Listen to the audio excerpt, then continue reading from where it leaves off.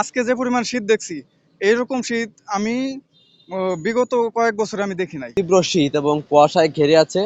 আমরা লাস্ট 3 থেকে 4 দিন আমরা প্রচুর শীত দেখতে পাচ্ছি। কড়া শীত ভাই, তাছাড়া আর কি আমি বুঝাই করতে পারি তো, চালাতে হবে আমাকে, না চালাইলে তো হয় নাই। আমাদের চলাফেরায় অনেক সমস্যা হচ্ছে। আবার আমরা যে সকালে বাজারে যাচ্ছি, অনেক শীত, এখন বেরোনো যাচ্ছে না। আজকে 7.5 পয়েন্ট শীত শীত পড়ছে বাংলাদেশে, মনে হয় আজকে সর্বনিম্ন।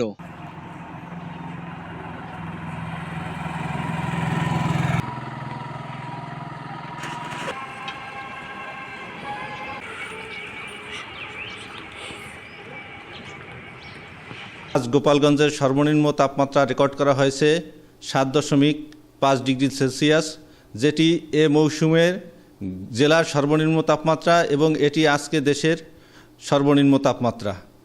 আমরা আশা করতেছি আগামীকালকেও আবহাওয়ার পরিস্থিতি এমনটাই থাকবে, হয়তো তাপমাত্রা সামান্য কিছুটা বাড়তে পারে এবং দিনের তাপমাত্রা অপরিবর্তিত থাকতে পারে। পরবর্তী দিনের তাপমাত্রা কিছুটা বাড়তে পারে, রাতের তাপমাত্রা অপরিবর্তিত থাকতে পারে এবং পরের দিনে দিন ও রাতের তাপমাত্রা অপরিবর্তিত থাকতে পারে। বেলা বাড়ার সাথে সাথে কুয়াশা কিছুটা কেটে যেতে পারে এবং তখন যে শীতের অনুভূতি এটা কিছু কমতে পারে।